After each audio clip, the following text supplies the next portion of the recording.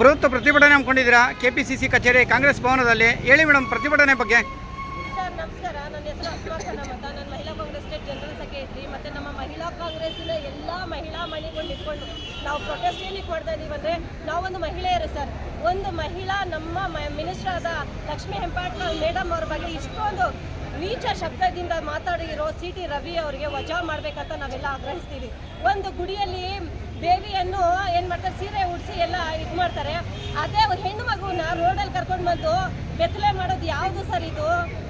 ಇದೇನು ಮಹಿಳೆಯರಿಗೆ ಕೊಡ್ತಾ ಇರೋ ಗೌರವನ ಸರ್ ಇದು? ಬರೀ ನಮ್ಮ ಮೋದಿ ಸಾಹೇಬರು ಹೇಳ್ತಾರೆ, ಏನಂತ ಹೇಳ್ತಾರೆ, ದೀಪಾವಳಿ ಟೈಮಲ್ಲಿ ಲಕ್ಷ್ಮೀ ಪೂಜೆ ಮಾಡ್ತೀನಿ ಅಂತ ಹೇಳ್ಬಿಟ್ಟು ಚಿಕ್ಕ ಮಕ್ಕಳಿಗೆ ಹೆಣ್ಮಕ್ಳು ಕಾಲು ಮುಗಿತಾರಲ್ಲ, ಇವಾಗ ಸದನದಲ್ಲಿ ಈ ಥರ ಮಾತಾಡ್ತಾ ಇದ್ದಾರಲ್ಲ ಒಂದು ಹೆಣ್ಣು ಮಗು ಬಗ್ಗೆ. ಇವಾಗ ಏನು ಹೇಳ್ತಾರಂತೆ ಸರ್ ಮೋದಿ ಸಾಹೇಬರು, ಅವರ ಪಕ್ಷದ ಏನು ಒಂದು ಮಿನಿಸ್ಟ್ರು MLA ಈ ಥರ ಒಂದು ಮಹಿಳೆ ಬಗ್ಗೆ ಮಾತಾಡ್ತಾ ಇದ್ದಾರೆ ಅಂದರೆ ಅದಕ್ಕೆ ಅವ್ರು ಏನು ತಗೊಳ್ತಾರಂತೆ ಸರ್ ಆ್ಯಕ್ಷನ್ನು? ಇನ್ನು ಸಭಾಪತಿ ಅವರು ಇದನ್ನ ಏನು ಹೇಳ್ತಾರೆ, ಒಂದು ದೇವಾಲಯ ಅದು ಅಲ್ವಾ, ಅಲ್ಲಿ ನಿಂತ್ಕೊಂಡು ಇವ್ರು ಈ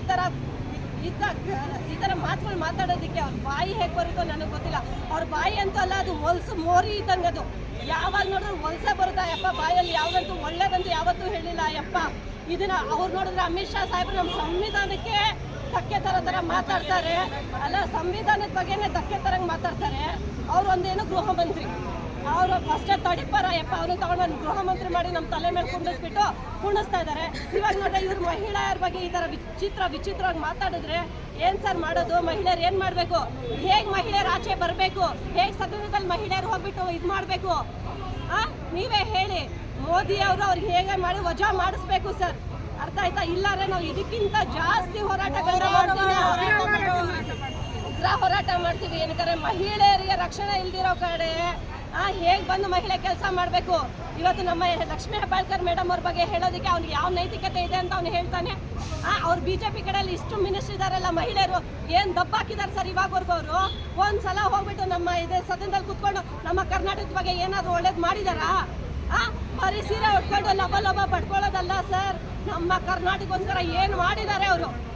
ನಮ್ಮ ಲಕ್ಷ್ಮೀ ಹೆಬ್ಬಾಳ್ಕರ್ ಅವರಾದ್ರು, ಮೇಡಮ್ ಆದ್ರು 2,000 ಅವರು ನಮ್ಮ ಮಿನಿಸ್ಟರ್ ಆದ್ರೂ ಮಹಿಳೆಯರಿಗೋಸ್ಕರ ರಕ್ಷಣೆಗೆ ನಿಂತ್ಕೊಳ್ತಾರೆ. ಏನು ಮಾಡಿದ್ದಾರೆ ನಮ್ಮ BJP ಗೌರ್ಮೆಂಟ್? ಮಹಿಳಾ ಮಣಿಗಳು ಏನಾದರೂ ಮಾಡಿದಾರ ಇವಾಗವರೆಗೂ? ಅದು ಅಷ್ಟನ್ನು ಅವ್ರಿಗೆ ಮೈಂಡಲ್ಲಿ ಇಲ್ವಾ? ಅವರು ಒಂದು ಮಹಿಳೆ ಅಂತ ನಿಂತ್ಕೊಂಡು ಮಹಿಳೆ ಬಗ್ಗೆ ಈ ಥರ ಮಾಡಬಾರ್ದು ಅಂತ ಅವರು ಮಾತಾಡ್ಬೇಕಲ್ವಾ ಸರ್? ಅದೇ ಹೇಳ್ತಾ ಇದ್ದೀನಿ. ಇದಕ್ಕೆ ನಾವು ಹೇಳೋದು ಒಂದೇ ಮಾತು, ಸಿ.ಟಿ. ರವಿ ಅವ್ರಿಗೆ ವಜಾ ಮಾಡಬೇಕು. ನಮ್ಮ ಇಲ್ಲಿ ರಾಜ್ಯಾಧ್ಯಕ್ಷ ಆಗಿದ್ದಾರಲ್ವ BJP ರಾಜ್ಯಾಧ್ಯಕ್ಷರು ವಿಜೇಂದ್ರ ಅವ್ರಿಗೂ ನಾವು ಹೇಳ್ತಾ ಇದ್ದೀವಿ, ಅವ್ರಿಗೆ ತೆಗೆದ್ಬೇಕು ಅವ್ರಿಗೆ. ಇಲ್ಲಾರೆ ನಾವು ಇದಕ್ಕಿಂತ ಜಾಸ್ತಿ ರೋಡಲ್ಲಿ ಇಟ್ಬಿಟ್ಟು ಪ್ರೊಟೆಸ್ಟ್ ಮಾಡ್ತೀವಿ ಸರ್. ನಮಗೆ ನ್ಯಾಯ ಬೇಕು, ಮಹಿಳೆಯರಿಗೆ ನ್ಯಾಯ ಬೇಕು, ಅಷ್ಟೇ ನಾವು ಹೇಳೋದು.